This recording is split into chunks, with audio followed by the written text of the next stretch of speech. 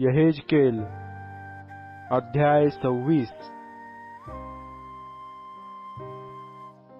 नंतर 11व्या वर्षी महिन्याच्या प्रतिपदेस परमेश्वराचे वचन मला प्राप्त झाले ते हे, मानवपुत्रा, सोर यरुशलेमेविषयी म्हणत आहे, पहा, जी केवळ राष्ट्रांचे प्रवेशद्वार अशी होती ती मोडून गेली आहे आणि आता लोकप्रवाह मजकडे वळला आहे, ती उजाड झाली आहे, म्हणून आता माझी भरभराट होणार आहे। यास्तव प्रभू परमेश्वर म्हणतो, पहा, अगे सोरे, मी तुझविरुद्ध आहे। समुद्र आपल्या लाटा लोटितो त्याप्रमाणे मी तुझवर बहुत राष्ट्रे लोटीन। ते सोरेच्या तटांचा विध्वंस करीतील व तिचे बुरुज पाडून टाकीतील। मी तिजवरील माती खरडून काढून तिचा उघडा खडक करीन। ती समुद्रात जाळी पसरण्याचे ठिकाण होईल। मी हे म्हटले आहे असे परमेश्वर म्हणतो। लूट म्हणून ती राष्ट्रांच्या हाती लागेल। तिच्या भूप्रदेशात असलेल्या तिच्या कन्या तरवारीने ठार होतील। तेव्हा त्यास समजेल की मी परमेश्वर आहे।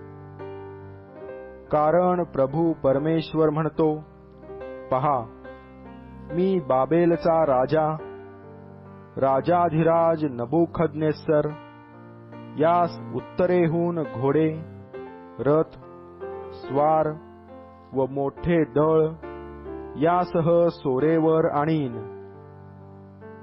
भूप्रदेशातल्या तुझ्या कन्यास तो तरवारीने वधील। तो तुझविरुद्ध बुरुज बांधील, मोर्चा रचील व तुझविरुद्ध ढालींचा कोट उभारील। तो तुझ्या तटास आपली आघात यंत्रे लावील। आपल्या हत्यारांनी तुझे बुरुज पाडून टाकील। त्याचे घोडे इतके येतील की त्यांनी उडविलेल्या धुळीने तू झाकून जाशील। तटबंदीची नगरे फोडून आत शिरतात तसे तो तुझ्या वेशीतून आत शिरेल। तेव्हा स्वार, चाके व रथ यांच्या आवाजाने तुझे तट हादरतील। तो आपल्या घोड्यांच्या टापांनी तुझे सर्व रस्ते तुडवील। तो तुझे लोक तरवारीने ठार मारील। तुझे मजबूत स्तंभ जमीनदोस्त होतील। ते तुझी संपत्ती लुटितील, तुझा माल लुटितील, तुझे तट उद्ध्वस्त करीतील, तुझे रंगमहाल पाडून टाकीतील, तुझे पाषाण, लाकूड, माती वगैरे सर्व काही पाण्यात बुडवून टाकीतील। मी तुझ्या गीतांचा ध्वनी बंद पाडीन। तुझ्या वीणांचा सूर पुन्हा ऐकू येणार नाही। मी तुझा उघडा खडक करून तुला जाळे पसरण्याचे ठिकाण करीन। तुला पुन्हा बांधणार नाही। मी परमेश्वराने हे म्हटले आहे असे प्रभू परमेश्वर म्हणतो। प्रभू परमेश्वर सोरेस म्हणतो, तुझ्या पतनाच्या आवाजाने, जखमी झालेल्यांच्या कण्हण्याने, तुझ्यामध्ये चाललेल्या कत्तलीने द्वीपांचा थरकाप होणार नाही का?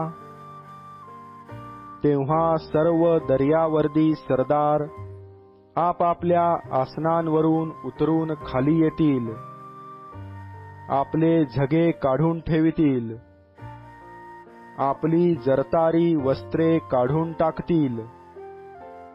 ते भीतिरूप वस्त्रे धारण करून जमिनीवर बसतील. क्षणोक्षणी त्यांचा थरकाप होईल व तुझविषयी ते विस्मय पावतील. ते तुझविषयी शोक करून म्हणतील, अगे कीर्तिमान नगरी, तू जशी काय समुद्रातून उद्भवून बसली होतीस. तू समुद्रावर पराक्रमी होतीस. तू व तुझे रहिवासी यांचा तेथील सर्व लोकांस वचक असे. ती तू कशी नष्ट झालीस. तुझ्या पतनदिनी द्वीपांचा थरकाप होत आहे.